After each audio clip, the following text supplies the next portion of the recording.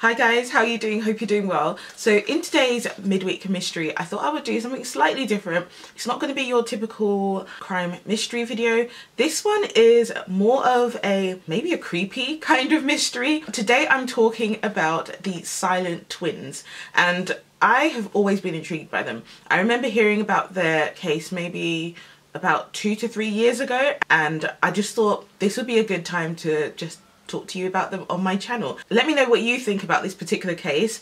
What are your thoughts on the twins? Why do you think they behaved the way they did?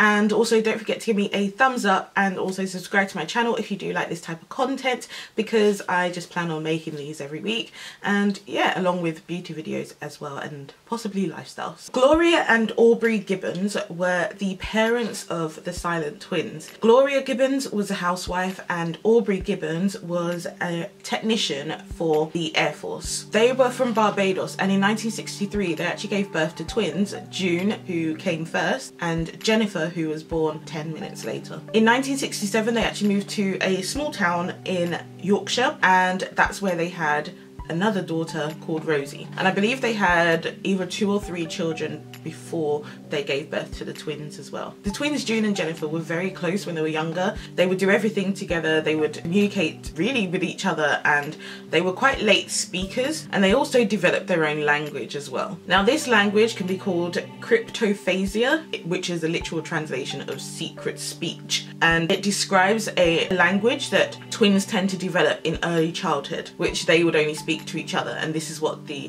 twins, the Gibbons twins, were actually demonstrating. Now the family actually moved to Devon, and during this time they experienced a lot of racism, and the children actually also experienced quite a lot of bullying at school as well. Because of this they became even more recluse, became even more isolated, and their language between each other would just basically strengthen, and that was their sole communication. Now this language was later determined to be a Barbadian and English mixture, but they would speak it very, very fast and in a high-pitched tone as well. Whilst at school they refused to read or write, and teachers kind of dismissed this and said it was like maybe a phase that they were both going through, but it was quite worrying. Now when the girls were 11 years old, their family actually moved to Haverfordwest, which is in Wales, and they ended up attending Haverfordwest County School, I believe, with their older brother Craig, and during this time they experienced a lot more racism and a lot more bullying. And I think the school was also notorious for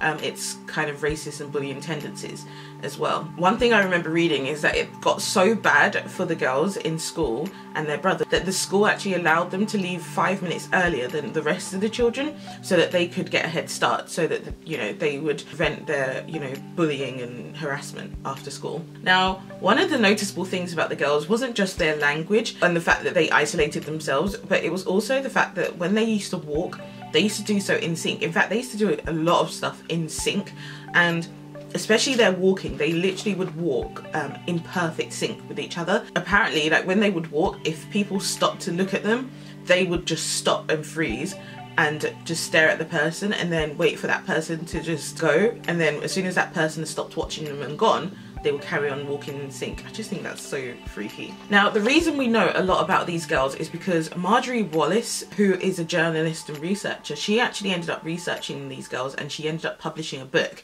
and this is where a lot of this information is coming from. Now she became intrigued by them when she was later approached by a doctor that came to the school. The doctor's name was called John Reed, and I think he came to their school to give the children vaccinations, and he ended up telling Wallace about his experience with the twins, and he just detailed how odd their behaviour appeared to him. And he said when it was their turn to get their vaccinations, most children would respond to being vaccinated, they would respond to an injection, but the twins literally were just in a trance-like state.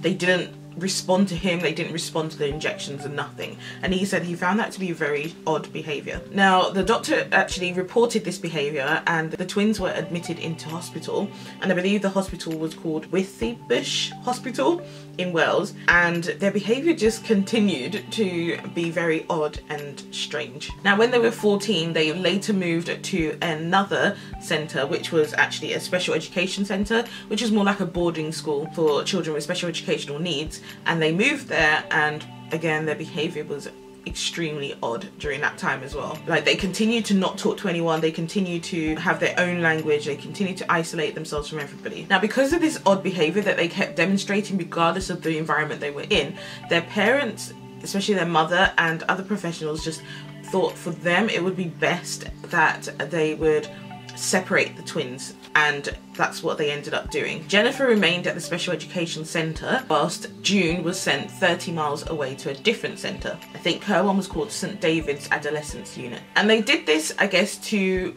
get the girls to develop independent behaviour, to develop social skills without each other, because when they were together they literally would just isolate themselves, so it was very unhealthy. So I guess the reasoning for separating them was so that they could just develop more normally. However, this didn't work, and the girls actually just became catatonic. They refused to interact with anybody. The girls actually ended up refusing to eat, and they would refuse to move.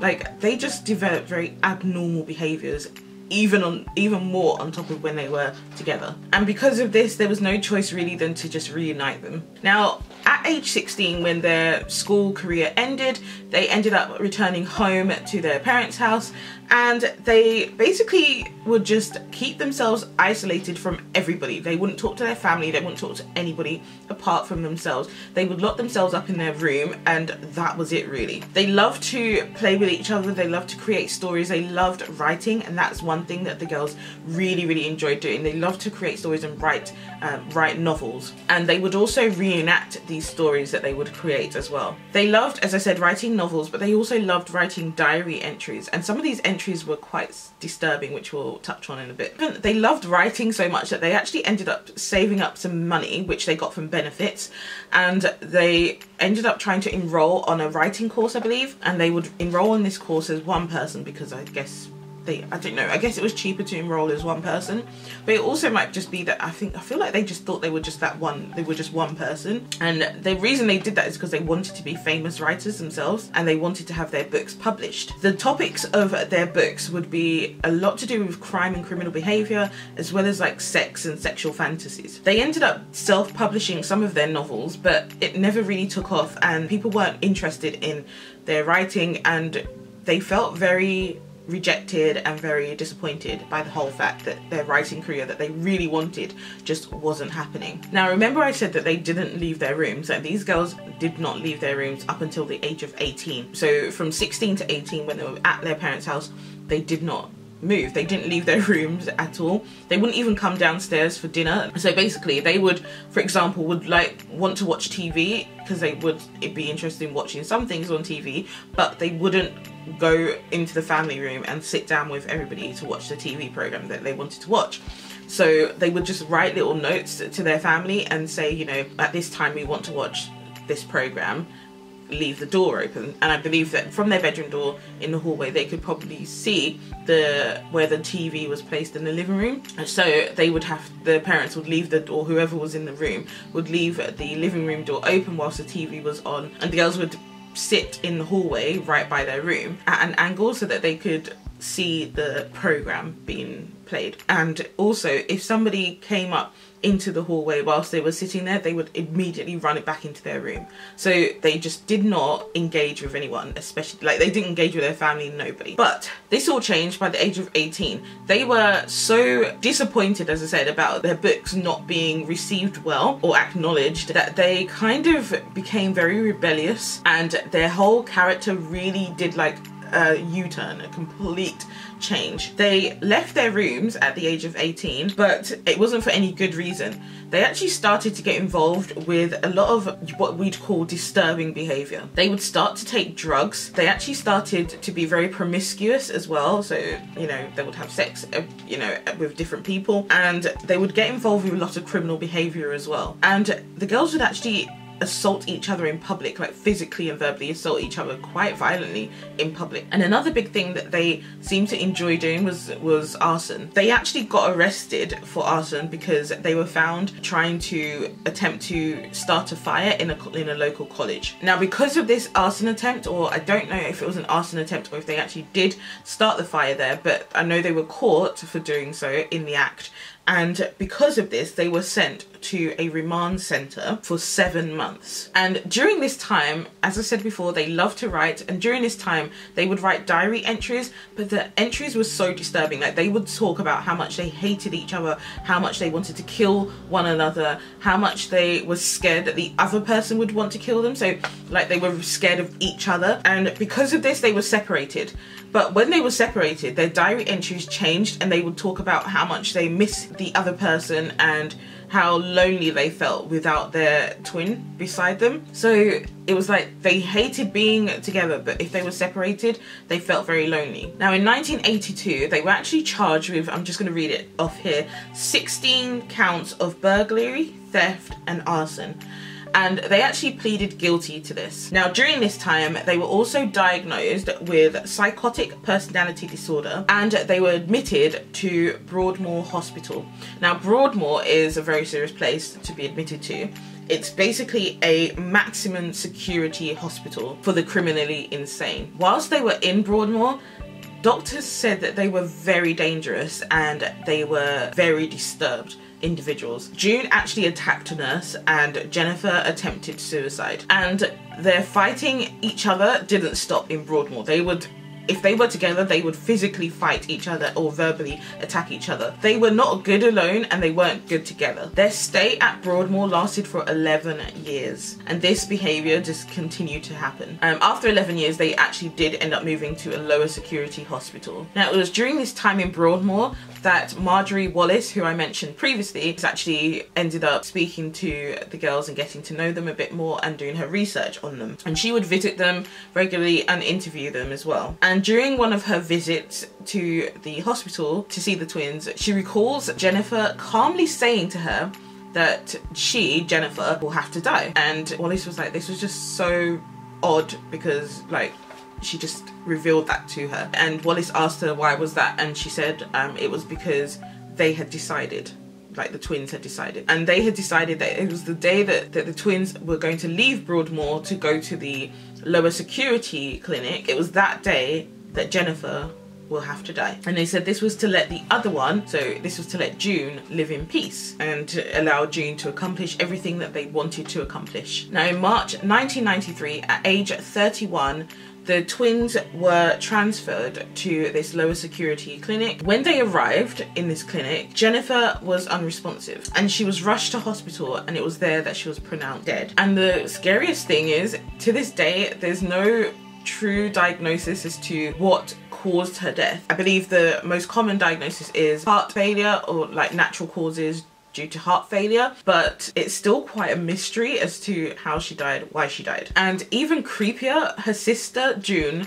later said that just before Jennifer had passed away, she rested her head on her shoulder and said to her, "At last, we're out." I just think that's so creepy, guys. Jennifer was buried, and on her headstone, June decided to write her a little poem, and that poem reads, I'm going to read it out to you.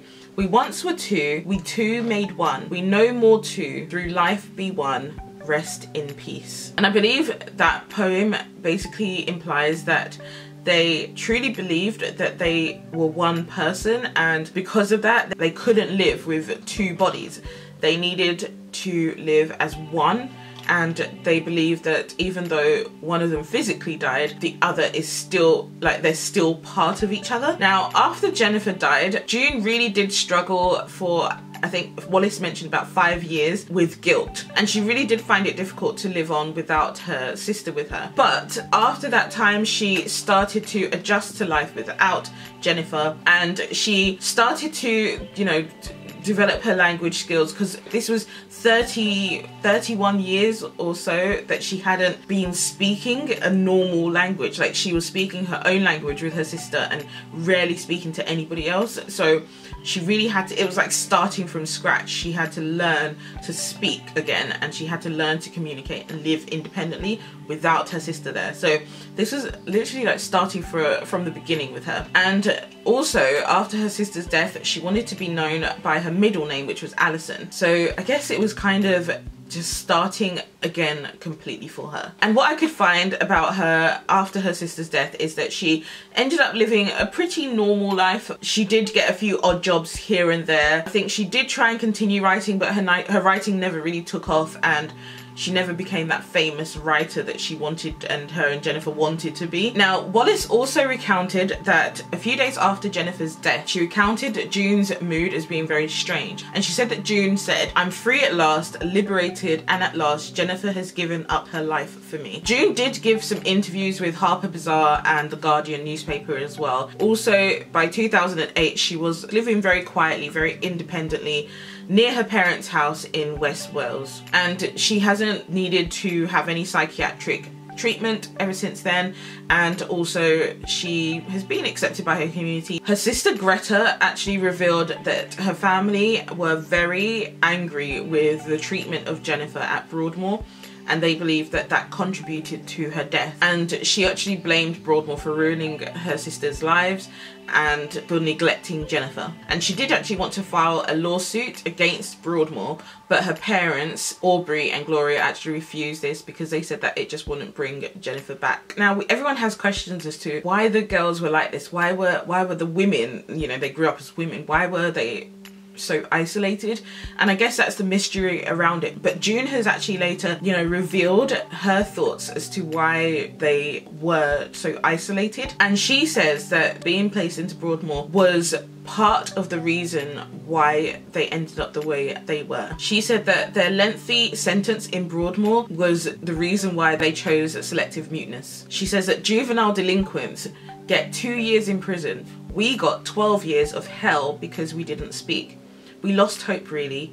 I wrote a letter to the Queen asking her to get us out, but we were trapped. Now, it kind of makes a lot of sense. Like, them being in Broadmoor, feeling trapped might have contributed to them feeling trapped together. I don't know, I just find it very interesting that, you know, that she's saying that they felt trapped in Broadmoor, but then also in their diary entries it was like they felt trapped with each other. So, and also whilst they were in Broadmoor, they were placed on quite high doses of antipsychotic medication, obviously because of their diagnosis, and because of this they found that they weren't able to concentrate very well. Jennifer also developed tardive dyskinesia, which is a neurological disorder that results in involuntary repetitive movement. So their medications eventually were lowered so that they could continue to be quite creative and it wouldn't impact them in such a way.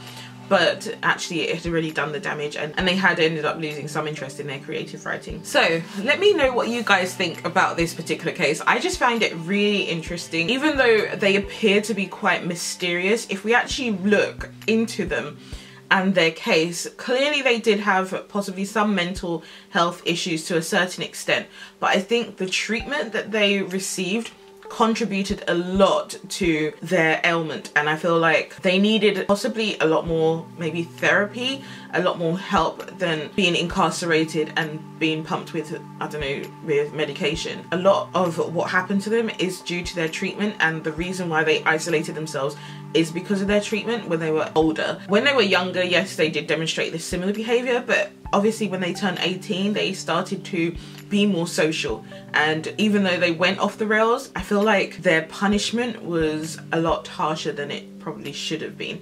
But I don't know, and I just think that might have contributed a lot to everything that happened to them. What do you guys think? Let me know down below. It's just, like I said, this is a different kind of mystery. It's just a very intriguing case, and I love like researching about people. I love researching about these types of cases. Let me know your thoughts on the twins. Have you heard their story? What do you think? Are there any other twin cases that you can recommend down below that I can go and research? Let me know, because I've been really interested in doing so. Hopefully you guys enjoyed this particular case, and yeah, if you did, don't forget to give me a thumbs up and don't forget to subscribe to my channel, and I will see you very soon in my next video. Take care guys, and thank you so much for watching. Bye!